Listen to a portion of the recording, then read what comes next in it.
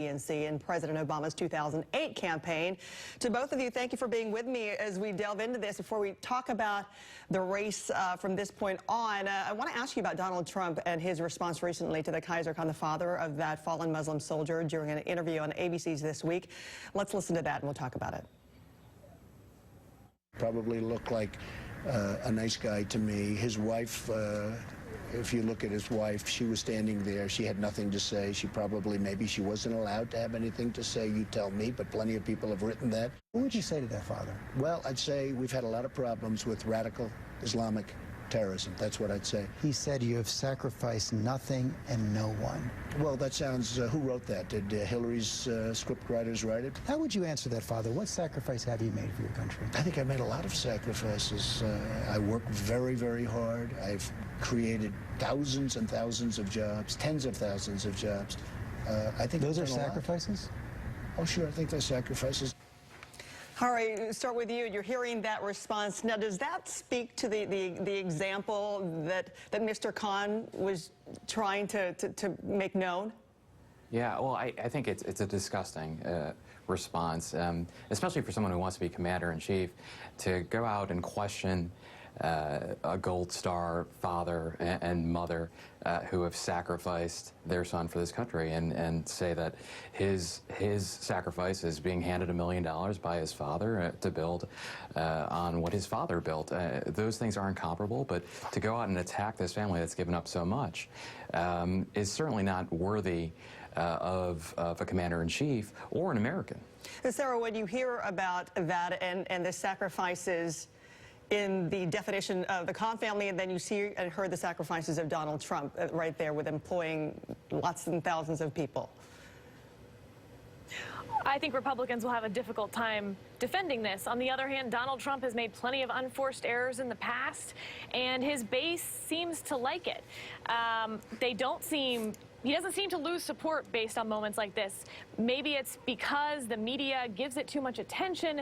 Maybe it's because people identify with someone who doesn't say the politically correct thing, although here again, it's hard to see this as anything other than an unforced error. That being said, it's the weekend, and we'll see the bump that Hillary Clinton gets out of her convention. Well, do you think she will get one, given that? I do think she'll get a bump out of her convention. I think more interesting than that, I think it's expected for her to get a pretty significant bump. Donald Trump did. I think she will as well. However, will her trust and likability numbers move? I think that's harder to predict. And given that the convention was mostly an attack on Donald Trump, and an effective one, I think, I don't know that they made the case for Hillary Clinton. And I think that will be reflected in those trust and likability numbers, and those will matter heading into the fall. Well, let me ask you this. When it comes to the war words and moving forward, you have it pretty much heated already. You heard Donald Trump saying earlier that he's going to take the gloves off. And then I want to play this for you. Hillary Clinton on Friday saying this. When someone runs for president and says their primary qualification for being president is because they claim to be a successful businessman, then it's only fair to ask, how did you become successful? We don't resent success in America, but we do resent people who take advantage of others in order to line their own pockets on the way up. All right, so we can't forget the unfavorables here, high on both sides. But then you have Donald Trump. Should he continue, Hari, to double down on his style as we've seen it? Or should he try to make the case of why voters, should vote for him, and then that there's going to be a pivot that we'll be seeing? Well, I think Sarah said something very interesting, that he was still talking to his base, and his base is responding. We're in a general election now. What we saw in Philadelphia this week is a Democratic Party that was reaching out to independents, reaching out to a broad cross-section of voters while securing their base at the same time. That's how you win a general election. Donald Trump is continuing to play this like this was a primary and hoping that, he can rally enough of sort of that angry white not college-educated base to his cause, but that just isn't going to play in a general election. So I think he's got to moderate that tone, but he's unable to do it. All right, Sarah, I want to, focus some attention here on the DNC, and when it comes to the hacking that's been involved there. Hillary Clinton's campaign now says a computer program they used was hacked as well. It comes after Donald Trump walked back his comments from earlier when he was in Florida, saying that he wanted Russia to hack into Clinton's private email servers. We know he went back and says, you know what, I was just being sarcastic and all that. Can he afford to be sarcastic when it's something of this nature, national security? You know, I think it's really interesting. It was almost a Rorschach test. People heard very different things in his comments. I know people who genuinely thought he was being sarcastic and telling a joke.